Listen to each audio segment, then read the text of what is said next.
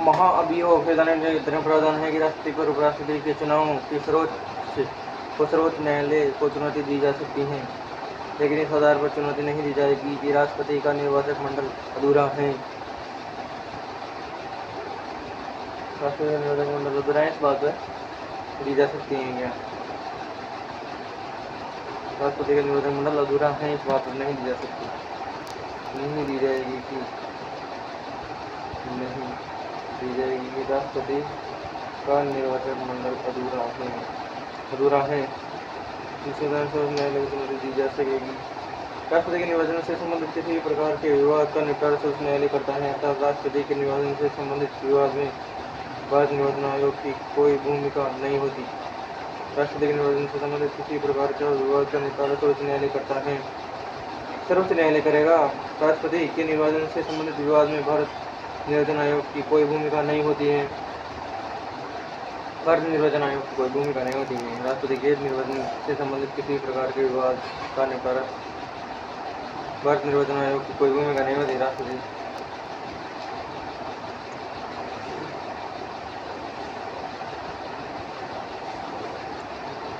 भारत निर्वाचन आयोग की कोई भूमिका नहीं होती। राष्ट्रपति का कार्य एवं शक्तियाँ 1953 में प्रावधान है कि संघ की समस्त कार्यपालिका शक्तियाँ राष्ट्रपति में निहित होती हैं।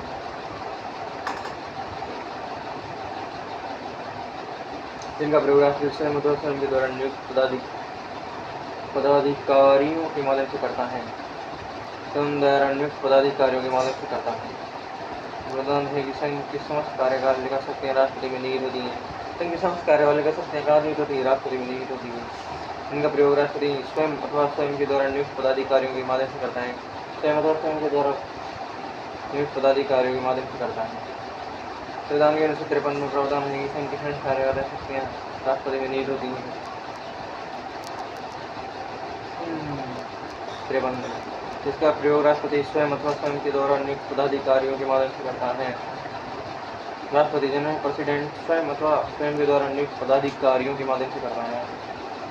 राष्ट्रपति स्वयं राष्ट्रपति की कार्यपालिका शक्तियों के अंतर्गत प्रसारित किया जाता है। राष्ट्रपति की कार्यपालिका शक्तियों के अंतर्गत निम्नलिखित में शामिल किया जा सकता है।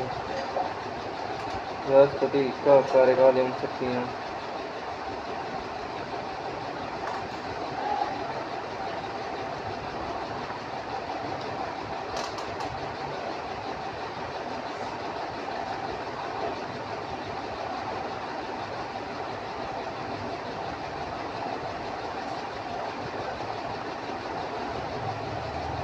संविधान के अनुच्छेद 35 के तहत राष्ट्रपति प्रधानमंत्री की नियुक्ति करता है। राष्ट्रपति क्या करता है? प्रधानमंत्री की नियुक्ति करता है। याद रखना, राष्ट्रपति प्रधानमंत्री की नियुक्ति करता है। प्रधानमंत्री की नियुक्ति करता है।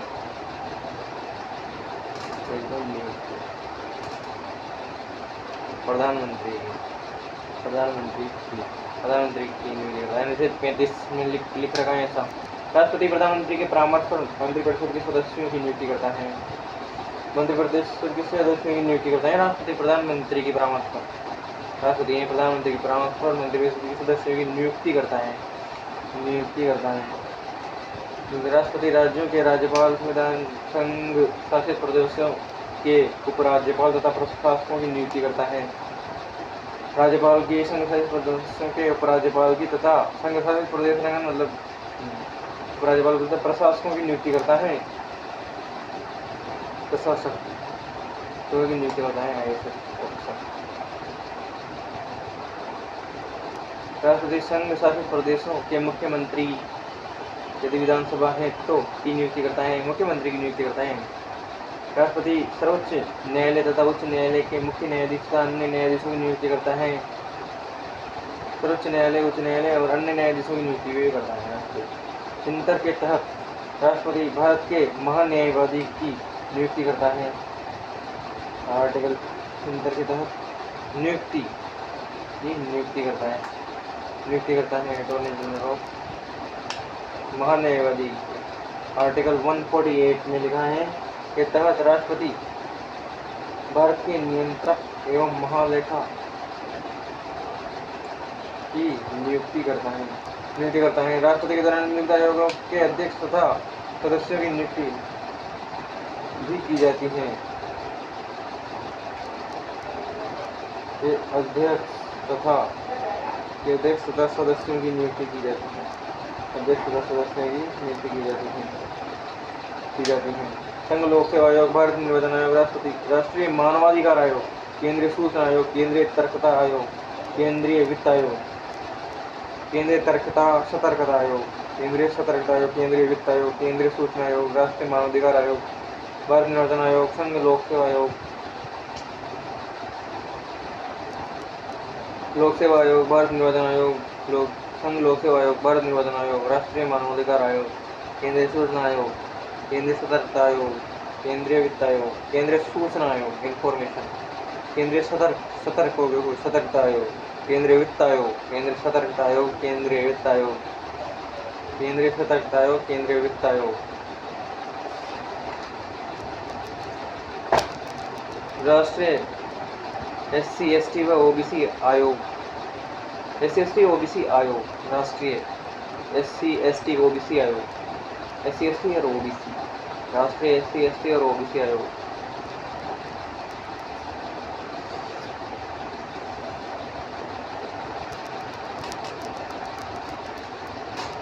राष्ट्रीय संविधान के अनुच्छेद 78 के तहत प्रधानमंत्री से निम्नलिखित के संबंध में सूचना प्राप्त कर सकता है। राष्ट्रीय संविधान के ही निम्नलिखित संबंध में सूचना प्राप्त कर सकता है। सामान्य प्रशासन के संबंध में, मंत्रिपरिषद के निर्णय के संबंध में, संसद के कार्यों के संबंध में, सामान्य प्रशासन के संबंध में। राष्ट्रपति संविधान के अनुच्छेद 78 के तहत प्रधानमंत्री से निम्नलिखित के संबंध में सूचनाएं प्राप्त हो गई। प्रधानमंत्री जी के सामान्य प्रशासन के संबंध में और नॉर्मल प्रशासन, मंत्रिपरिषद के निर्णय के संबंध में, वो मंत्रिपरिषद, संसद के कार्यों के संबंध में,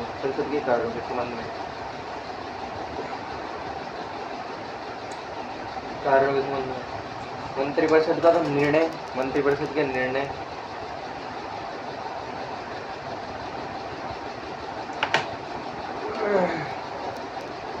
अनुच्छेद 78 के तहत सामान्य प्रशासन के संबंध में प्रशासन, दूसरा निर्णय, तीसरा कार्य, संसद के कार्य के संबंध में, संसद के कार्य के संबंध में।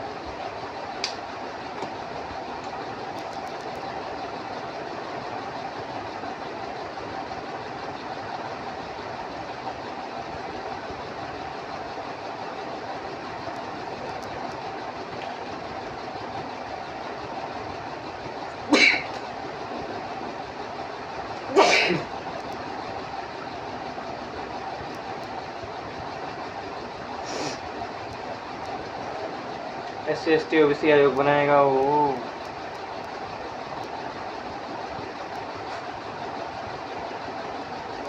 SC, ST, OBC आयोग बनाएगा।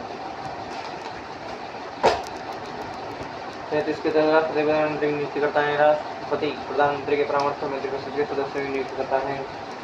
प्रधानमंत्री की नियुक्ति करता है, मंत्रिपरिषद के सदस्यों की नियुक्ति करता है। राज्यपाल संघ शासित प्रदेशों के उपराज्यपाल और प्रशासकों की नियुक्ति करता है। राष्ट्रीय संघ शासित प्रदेश के मुख्यमंत्री की नियुक्ति करता है। संघ शासित प्रदेश याद रखना यहाँ पे, मुख्यमंत्री की नियुक्ति करता है। यदि विधानसभा की नियुक्ति करता है, यदि विधानसभा है तो राष्ट्रपति सर्वोच्च न्यायालय तथा उच्च न्यायालय के मुख्य न्यायाधीश तथा अन्य न्यायाधीशों की नियुक्ति करता है। राष्ट्रपति जो है, राष्ट्रपति है ना, राष्ट्रपति सर्वोच्च न्यायालय तथा उच्च न्यायालय के मुख्य न्यायाधीश तथा अन्य न्यायाधीशों की नियुक्ति करता है।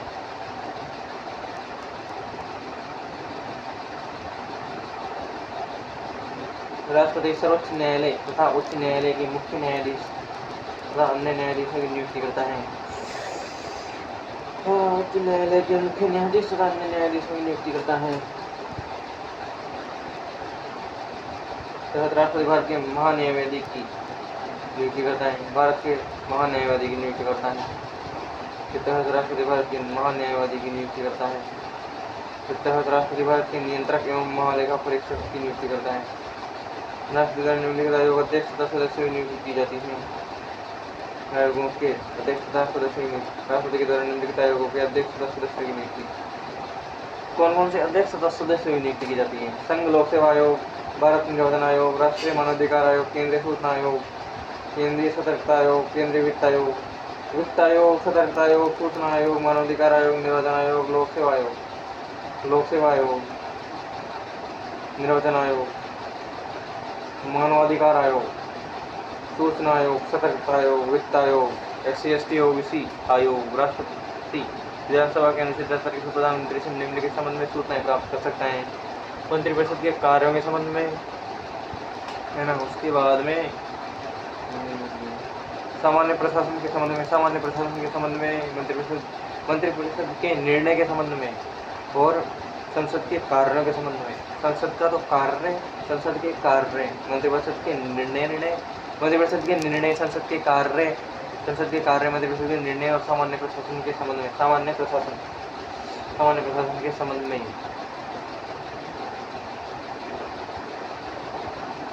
जिसका प्रयोग राष्ट्रपति स्वयं अथवा स्वयं के द्वारा नियुक्त पदाधिकारियों के आदेश करता है। समस्त कार्यपालिका शक्तियां राष्ट्रपति में निहित होती हैं। राष्ट्रपति में समस्त कार्यपालिका शक्तियां निहित होती हैं, जिनका प्रयोग समस्त कार्यपालिका शक्तियां किसमें निहित होती हैं? राष्ट्रपति में। संघ की आर्टिकल 43 में प्रावधान है कि संघ की समस्त कार्यपालिका शक्तियां राष्ट्रपति में निहित होती हैं। स्वयं अथवा स्वयं के द्वारा नियुक्त पदाधिकारियों के माध्यम से करता है।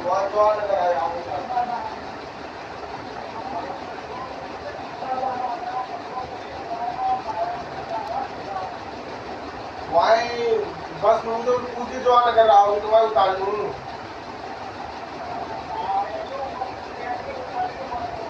आज वो पुलिया नीचे मर जाओ।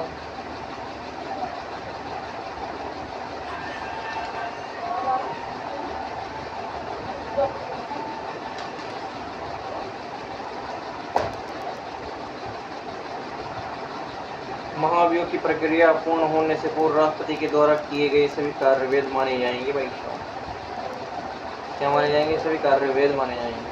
महाभियोग की प्रक्रिया को अर्धन्यायिक प्रक्रिया कहा जाता है।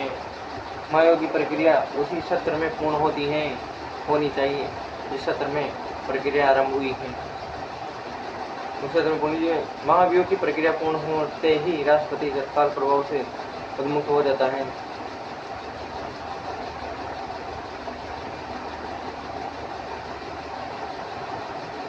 महाभियोग की प्रक्रिया पूर्ण होने से पूरा सभी कार्य वैध माने जाएंगे। महाभियोग की प्रक्रिया में राज्य विधानसभा के सदस्य भाग नहीं लेते हैं। राज्य विधानसभा के सदस्य भाग नहीं लेते। महाभियोग की प्रक्रिया में संसद के दोनों सदनों के सदस्य भाग लेते हैं। संसद अर्थात निर्वाचित तथा मनोनीत दोनों प्रकार के सदस्य महाभियोग में भाग लेते हैं। निर्वाचित सदस्य और मनोनीत भाग लेते हैं। निर्वाचित और मनोनीत दोनों।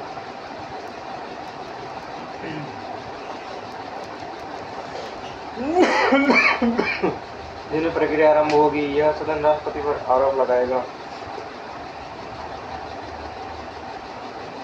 आरोप का यह प्रस्ताव सदन की कुल सदस्य संख्या का 2/3 बहुमत से पारित होना चाहिए। प्रस्ताव को प्रथम सदन में, इस प्रस्ताव को दूसरे सदन में भेजा जाएगा। जिसके सदन में आरोपों की जांच करवाएगा। सदन इस दौरान राष्ट्रपति अपना पक्ष रख सकेगा। यदि आरोप सत्य हैं तो यह सदन अपने कुल सदस्यों के 2/3 बहुमत से प्रस्ताव पारित करेगा। यदि आरोप सत्य हैं तो यह सदन अपने कुल सदस्यों के 2/3 बहुमत से प्रस्ताव पारित करेगा।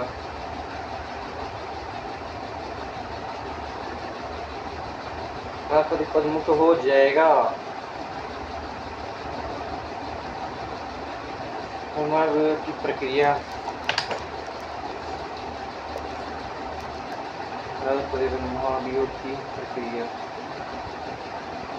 आर्टिकल 61 आधार संविधान का अतिक्रमण 14 दिन पूर्व राष्ट्रपति को देनी होगी सूचना। 14 दिन पूर्व राष्ट्रपति को देनी होगी संविधान का अतिक्रमण।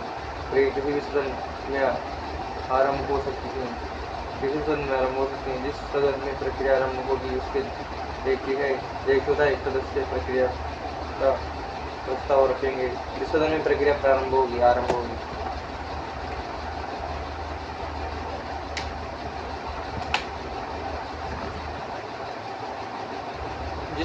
प्रक्रिया आरंभ होगी जिस सदन में प्रक्रिया आरंभ होगी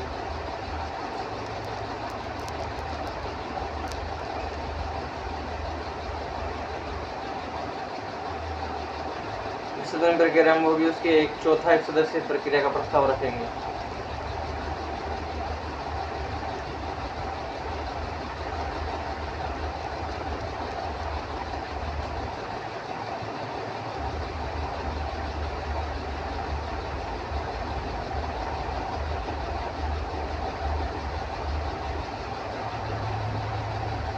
एक 14 सदस्य प्रक्रिया का प्रस्ताव रखेंगे।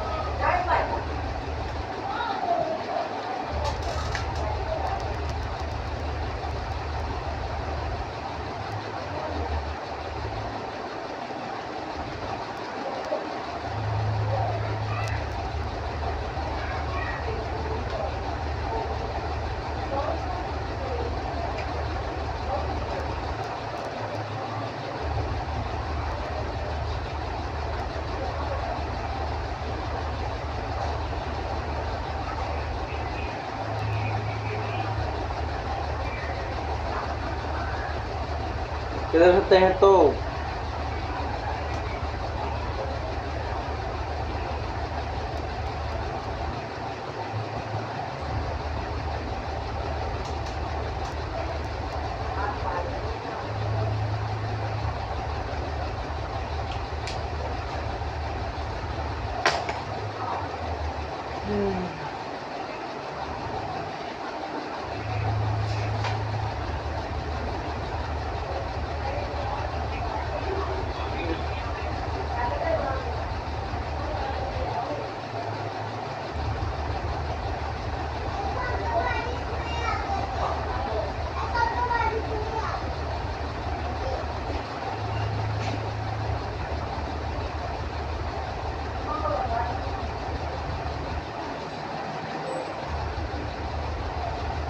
सर्वोच्च न्यायालय के मुख्य न्यायाधीश का पद रिक्त हो तो सर्वोच्च न्यायालय का वरिष्ठतम न्यायाधीश ये कार्य करता है। मुख्य न्यायाधीश का पद रिक्त है, मान लो मुख्य न्यायाधीश का पद रिक्त है तो सर्वोच्च न्यायालय के वरिष्ठतम न्यायाधीश ये कार्य करता है। तो इस परिस्थिति में भारत का राष्ट्रपति कार्य करता है। उपराष्ट्रपति कार्य करता है।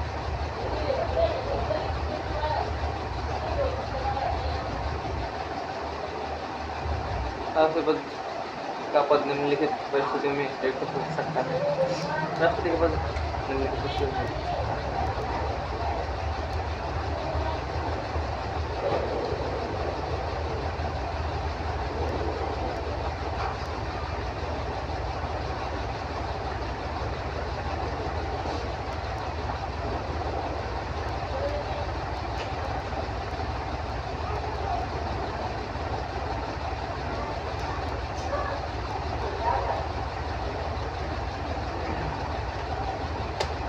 कार्यकाल पूर्ण हो जाए ऐसी स्थिति में अगले राष्ट्रपति का चुनाव कार्यकाल की राष्ट्रपति का पद निम्नलिखित परिस्थिति में रिक्त हो सकता है। और उसका कार्यकाल पूर्ण हो जाए ऐसी स्थिति में अपने राष्ट्रपति का चुनाव कार्यकाल की समाप्ति से पहले ही करवा लिया जाता है। यदि किसी कारणवश चुनाव नहीं हो पाता तो राष्ट्रपति का कार्यकाल की समाप्ति के बाद में तब तक पद पर बना रहेगा जब तक उसका उत्तराधिकारी पद ग्रहण नहीं कर लेता है। तो राष्ट्रपति को अपना त्यागपत्र दे दे।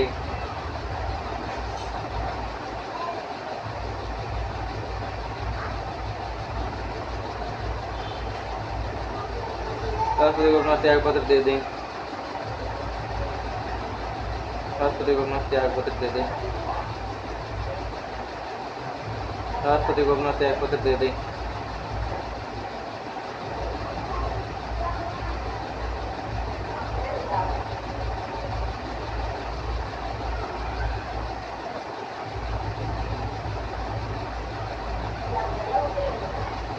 राष्ट्रपति को अपना त्यागपत्र दे देना जी उसको।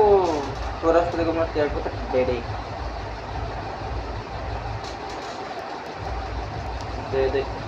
राष्ट्रपति को अपना त्यागपत्र दे दे। राष्ट्रपति को अपना त्यागपत्र दे दे।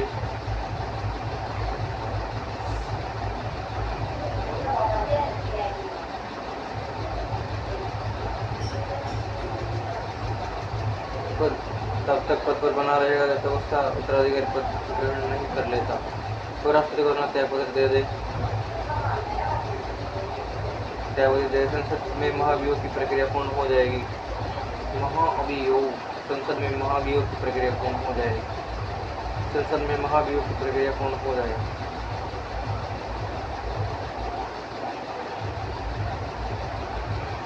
महाभियोग की प्रक्रिया पूर्ण हो जाएगी। सर्वोच्च न्यायालय राष्ट्रपति के निर्वाचन को अवैध घोषित कर दे। सर्वोच्च न्यायालय राष्ट्रपति के निर्वाचन को अवैध घोषित कर दे।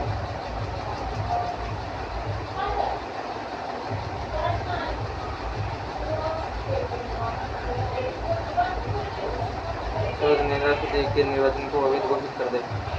सर्वोच्च न्यायालय राष्ट्रपति के निर्वाचन को अवैध घोषित कर दे। सर्वोच्च न्यायालय ने राष्ट्रपति के निर्वाचन को अवैध घोषित कर दे। निर्वाचन को अवैध घोषित कर देना तब भी जो है राष्ट्रपति का पद निम्नलिखित परिस्थितियों में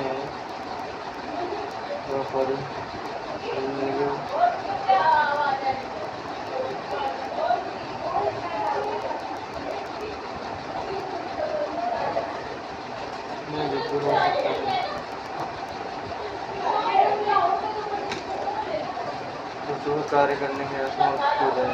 किसी कानून से कार्य करने में पद को पद पर स्थिति हो जाए तो राष्ट्रपति के निर्वाचन को घोषित कर दे।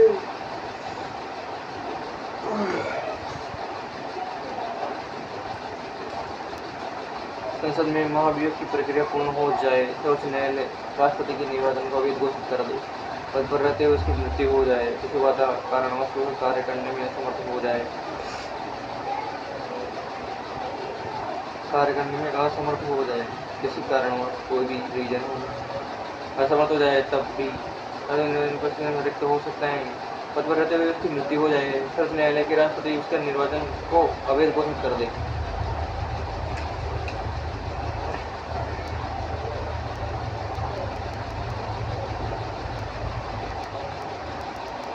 उसके निर्वाचन को अवैध घोषित कर देना सर्वोच्च न्यायालय।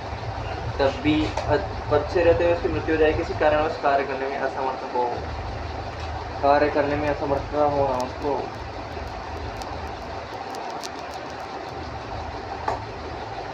इसमें भारत का उपराष्ट्रपति कार्यवाहक राष्ट्रपति का कार्य करता है,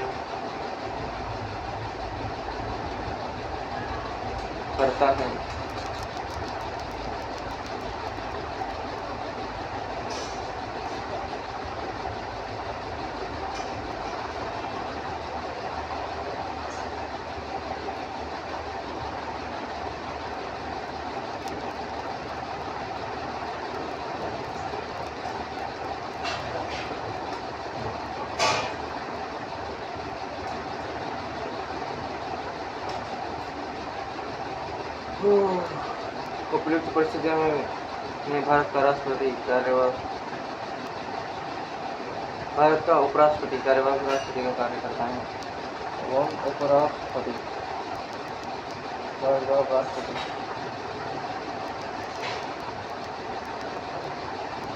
उपयुक्त परिस्थितियों में भारत का राष्ट्रपति, भारत का उपराष्ट्रपति, राष्ट्रपति का पद रिक्त हो तो सर्वोच्च न्यायालय का मुख्य न्यायाधीश से कार्य करता है।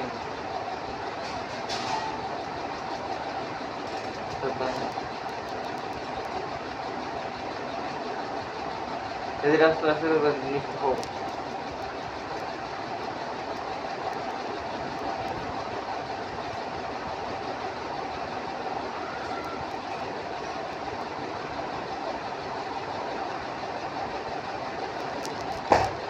तो न्यायालय के मुख्य न्यायाधीश का पद रिक्त हो तो सर्वोच्च न्यायालय का वरिष्ठतम न्यायाधीश से कार्य करता है। सर्वोच्च न्यायालय के मुख्य न्यायाधीश का पद रिक्त हो, वरिष्ठतम न्यायाधीश, सर्वोच्च न्यायालय का वरिष्ठतम न्यायाधीश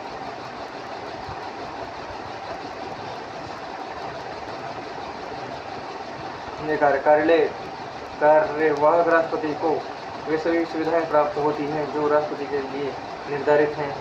कार्यवाहक राष्ट्रपति को राष्ट्रपति विदेश में, लेकिन इस दौरान कार्यवाहक राष्ट्रपति अपने मूल पद से संबंधित कोई भी कार्य नहीं करेगा। कार्यवाहक राष्ट्रपति ने मूल पद से संबंधित कोई कार्य नहीं करेगा।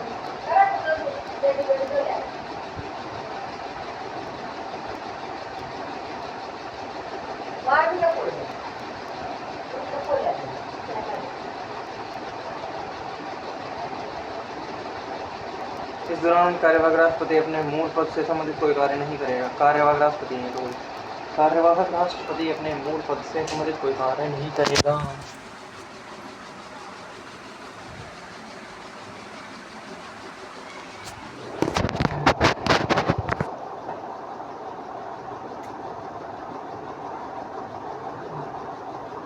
लेकिन इस दौरान कार्यवाहक राष्ट्रपति कार्य करेगा ना, ये राष्ट्रपति अपने मूल पद से संबंधित कोई कार्य नहीं करेगा। कार्यवाहक राष्ट्रपति मूल पद से संबंधित कोई कार्य नहीं करेगा। उसका लगाना नहीं करेगा। मूल पद से संबंधित, कैसे संबंधित, मूल पद से संबंधित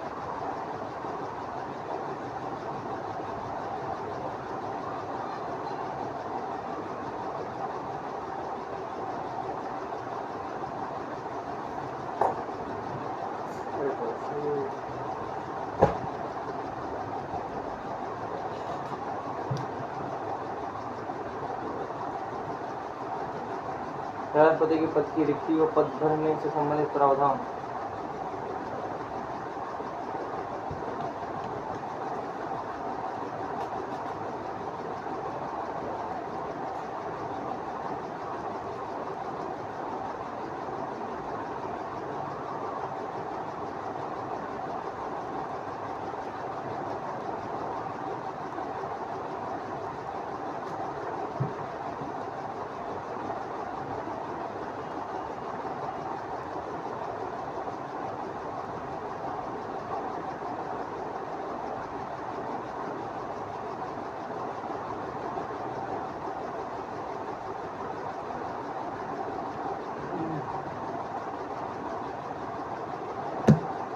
इसका 5 वर्ष का कार्यकाल पूर्ण हो जाए, ऐसी स्थिति में अपने राष्ट्र की रचनाओं कार्यकाल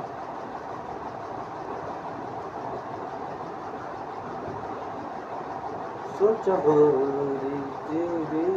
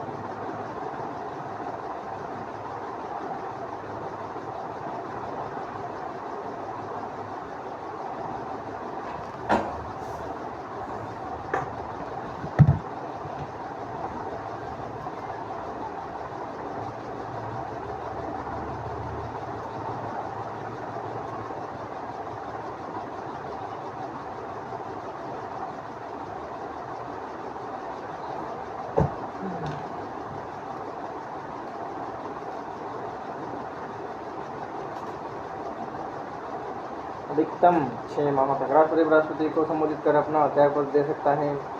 राष्ट्रपति त्यागपत्र किसको देता है? उपराष्ट्रपति को। त्यागपत्र की सूचना उपराष्ट्रपति पूर्व से लोकसभा अध्यक्ष को देता है।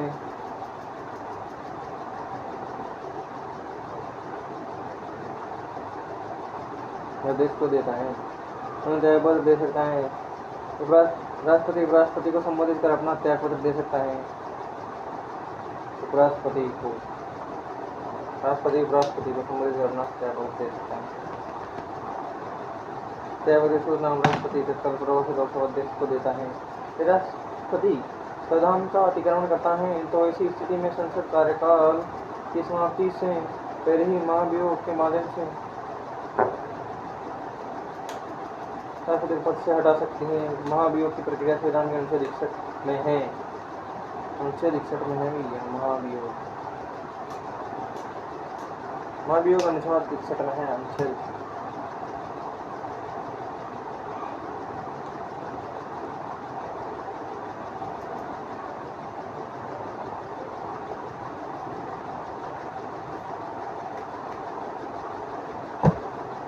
न्यूनतम कोटा कुल वेदे मत अपन पद की संख्या +1 कुल वेदे मत अपन 2 +1 न्यूनतम quota is equal to 50% +1 vote 1 vote 50% +1 vote न्यूनतम कोटा कुल वेदे मत अपन पदों की संख्या +1 कुल वेदे मत वेद मत और पदों की संख्या +1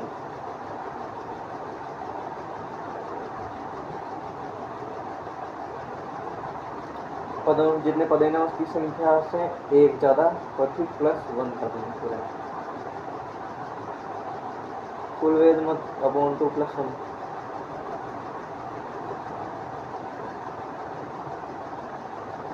कुल वेद मत प्लस अपॉन 2 +1 न्यूनतम कोटा कुल वेद मत अपॉन 2 +1 न्यूनतम quota is equal to 50% + 1 vote न्यूनतम कोटा कुल वेद मत अपॉन पद की संख्या +1 कुल वेद मत प्लस न्यूनतम कोटा कुल वेद मत अपॉन पद की संख्या +1 कुल वेद मत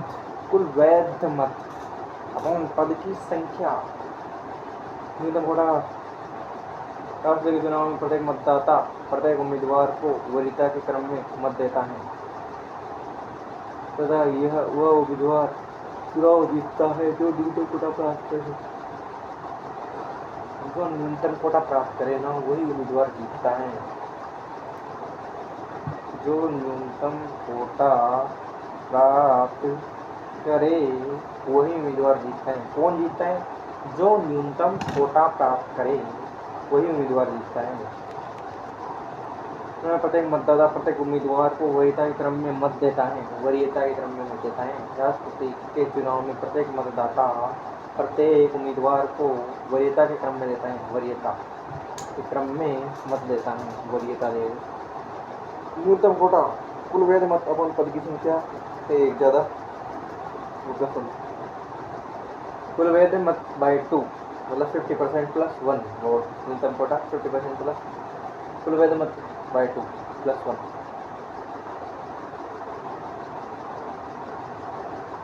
में मत पत्र का प्रयोग होता है राष्ट्रपति के चुनाव में अभी तक केवल एक बार दूसरे चरण की मतगणना हुई है राष्ट्रपति के चुनाव में मत पत्र का प्रयोग होता है राष्ट्रपति के चुनाव में अभी तक केवल एक बार दूसरे चरण की मतगणना हुई है राष्ट्रपति के चुनाव में मत पत्र का प्रयोग होता है राष्ट्रपति के चुनाव में मत पत्र का प्रयोग होता है मत पत्र का प्रयोग होता है मत पत्र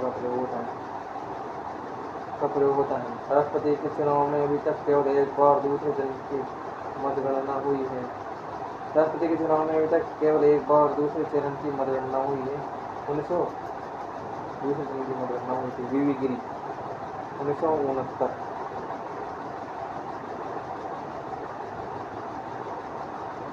वीवी गिरी दूसरे चरण की मतगणना दूसरे चरण में मतगणना राष्ट्रपति चुने गए थे दूसरे चरण की मतगणना से राष्ट्रपति चुने गए थे प्रेसिडेंट दूसरे चरण की मतगणना से न्यूनतम कोटा क्या होता है कुल वेद मत अपॉन पद की संख्या से एक ज़्यादा और एक जोड़ देंगे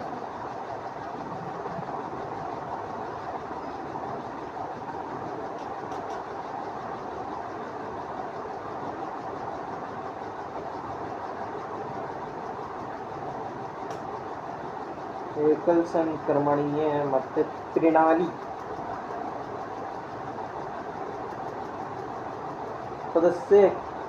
संसद के सदस्यों लोकसभा तथा राज्यसभा का मत मूल्य समान होता है लोकसभा और राज्यसभा के मत मूल्य संसद के सदस्यों लोकसभा तथा राज्यसभा का मत मूल्य समान होता है लोकसभा तथा राज्यसभा का मत मूल्य समान होता है तो का मत मूल्य समान है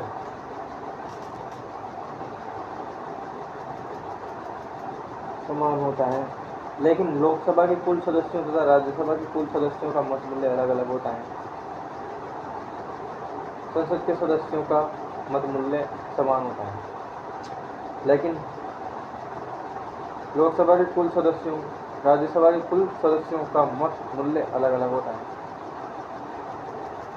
ये कुल राज्यसभा के कुल सदस्यों का मत मूल्य अलग अलग होता है, अलग अलग होता है, अलग अलग होता है।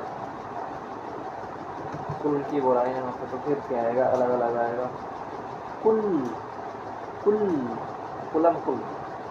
राज्य विधानसभाओं के सदस्यों का मत मूल्य राज्य के अनुसार अलग अलग होता है। राज्य की विधानसभा राज्य विधानसभा के सदस्यों का मत मूल्य, राज्य की विधानसभाओं के सदस्य, राज्य की विधानसभाओं के सदस्य, राज्य की विधानसभाओं के सदस्य का मत मूल्य राज्य के अनुसार अलग अलग होता है।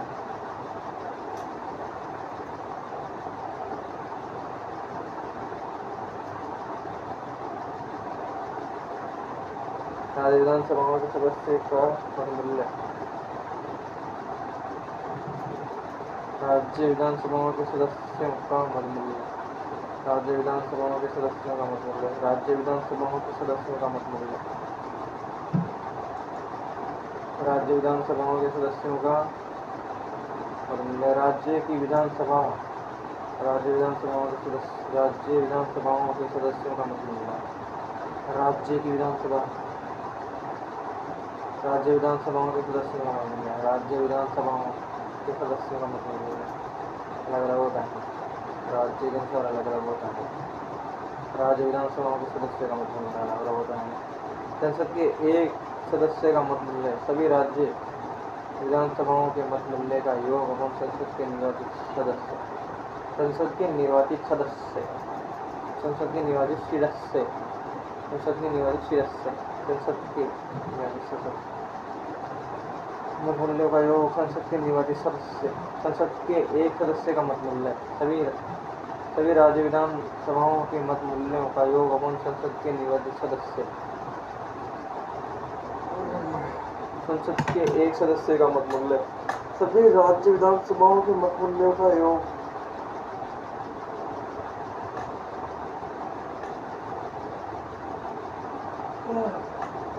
संसद के एक सदस्य का मत मूल्य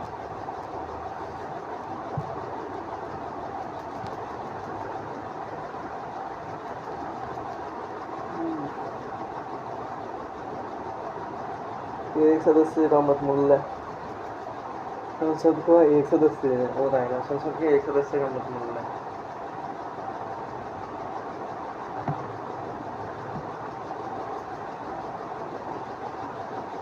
संसद के एक सदस्य का मत मूल्य सभी राज्य विधानसभाओं के मत मूल्य का योग, संसद के निर्वाचित सदस्य,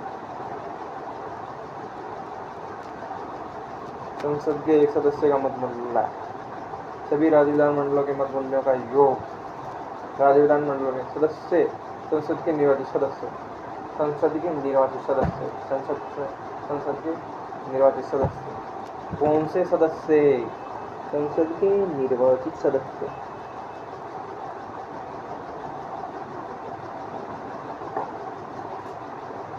संसद के एक सदस्य का मत मूल्य क्या होता है? एक सदस्य, संसद का एक सदस्य का मत मूल्य, संसद के एक सदस्य का मत मूल्य क्या होता है? सभी राज्य विधानसभाओं के मत मूल्यों का योग अपन संसद के निर्वाचित सदस्य, संसद के सदस्यों लोकसभा तथा राज्यसभा का मत मूल्य समान होता है। कुल राज्य विधानसभाओं के एक सदस्य का मत मूल्य, राज्य विधानसभाओं के एक सदस्य का मत मूल्य, राज्य विधानसभाओं के, संसद के एक सदस्य का मत मूल्य, संसद के, यहाँ पे याद रखना क्या लिख रखा है, संसद के एक सदस्य का मत मूल्य सभी राज्य विधानसभाओं के मत मूल्यों का योग एवं संसद के निर्वाचित सदस्य, राज्य विधानसभाओं के मत मूल्यों का योग सभी राज्य विधानसभाओं के मत मूल्यों का योग,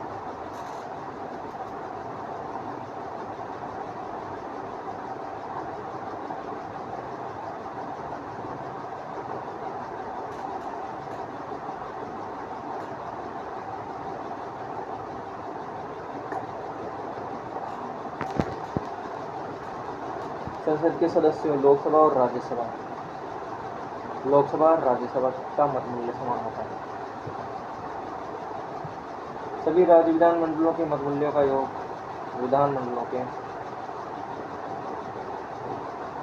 विधानसभाओं के संसद के निर्वाचित सदस्य राज्य विधानसभाओं के मत मूल्यों का योग राज्य विधानसभाओं के एक सदस्य का मत मूल्य राज्य की जनसंख्या राज्य विधानसभा के निर्वाचित सदस्य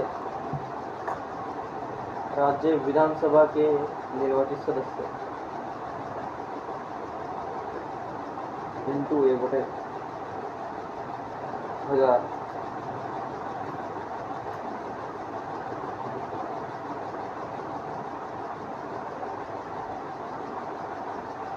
राज्य की जनसंख्या राज्य की विधानसभाओं के निर्वाचित सदस्य राज्य विधानसभाओं के मत मूल्य का योग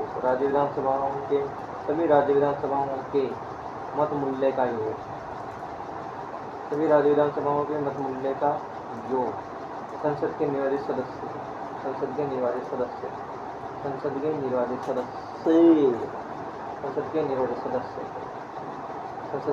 सदस्य और राज्य विधानसभा के निर्वाचित सदस्य संसद के निर्वाचित सदस्य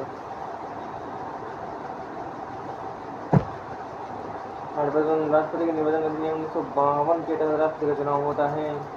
संविधान के आर्टिकल 55 तथा राष्ट्रपति निर्वाचन अधिनियम 1952 के तहत राष्ट्रपति का चुनाव होता है। आर्टिकल 55 में राष्ट्रपति निर्वाचन की निम्नलिखित विशेषताएं राष्ट्रपति का निर्वाचन भारत निर्वाचन आयोग करवाता है। राष्ट्रपति का निर्वाचन करता है राष्ट्रपति के निर्वाचन के लिए लोकसभा महासचिव तथा राज्यसभा महासचिव बारी बारी से राष्ट्रपति के चुनाव में निर्वाचन अधिकारी का कार्य करते हैं। राष्ट्रपति के निर्वाचन के लिए लोकसभा महासचिव और राष्ट्रपति निर्वाचन के लिए लोकसभा महासचिव तथा राज्यसभा महासचिव बारी बारी से राष्ट्रपति के चुनाव में निर्वाचन अधिकारी का कार्य करते हैं। लोकसभा महासचिव और राज्यसभा महासचिव निर्वाचन अधिकारी का कार्य करते हैं। राज्य स्तर पर राज्य का मुख्य निर्वाचन अधिकारी राष्ट्रपति के निर्वाचन का संचालन करता है। राष्ट्रपति के चुनाव में राजनीतिक दल भाग नहीं लेते। राष्ट्रपति के चुनाव में राजनीतिक दल भाग नहीं लेते। राजनीतिक दल किसी व्यक्ति को अपना समर्थन देते हैं।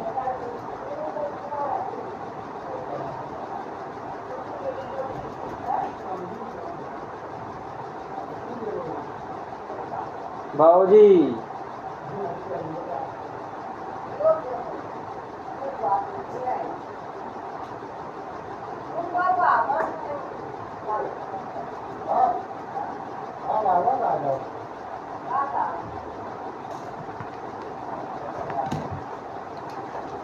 कभी बढ़े थे 2 बजे राष्ट्रपति के चुनाव में भी लागू नहीं होता है।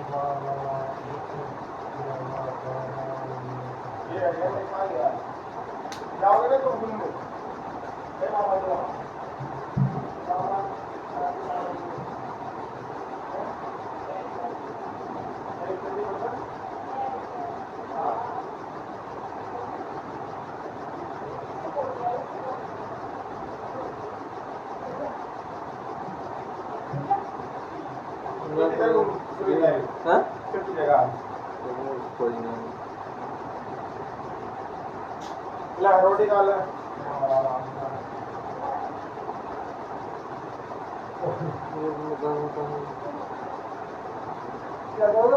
फोन तो गया ही नहीं इसमें चार्ज ही खत्म हो रहा है। अरे तो नींद कैसे होती क्या 5 बजे तो चला ना पाओगे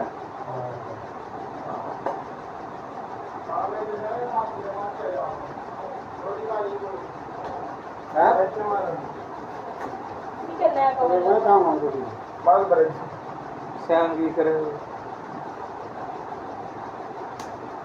चुनाव में पानी पानी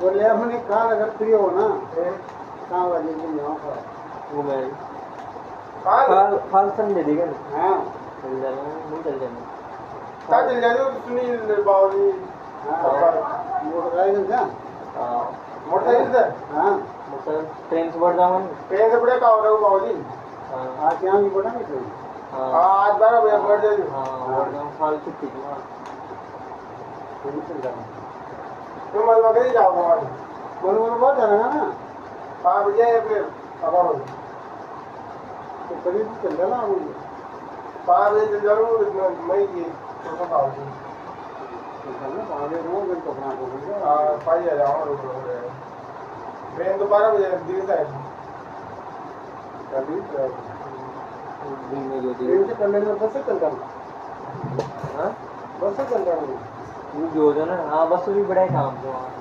ट्रेन से भाई चित्तौड़ जो वहाँ चलो बस में बैठो बस वहाँ से छोड़े थे कहाँ से चित्तौड़ से तो चित्तौड़ का 70 किलोमीटर कोई ना मत गया था इसमें 70 किलोमीटर बस सीधी वहाँ उतारेगी फिर तो बस से डायरेक्ट उतारे तो वहाँ 2-3 किलोमीटर होते 5 किलोमीटर हाँ 2 कतर में लेगी बस बस तो कहेंगे 150 किलोमीटर होगी 150 रुपये लेगी यार मैं मेंदो ने तो गया था इसमें जब मैं टाइम थोड़ी लागत ना वो आए तो फिर तुमने ला वहाँ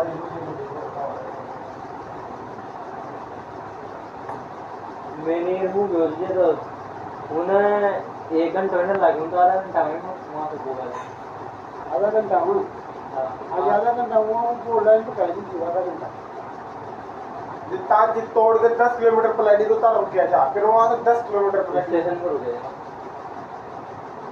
रेलवे स्टेशन रेलवे स्टेशन में हो गया मंडे के यहाँ से वहाँ तो वहाँ भी तो मंडे के मंडे किया तोड़गढ़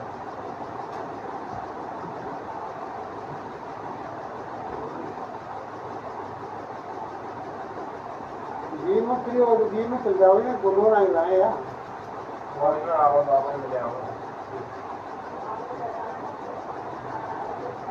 तोड़गढ़ तो यहाँ रह गयो मंडे के यहाँ से ये है आ जाओ जी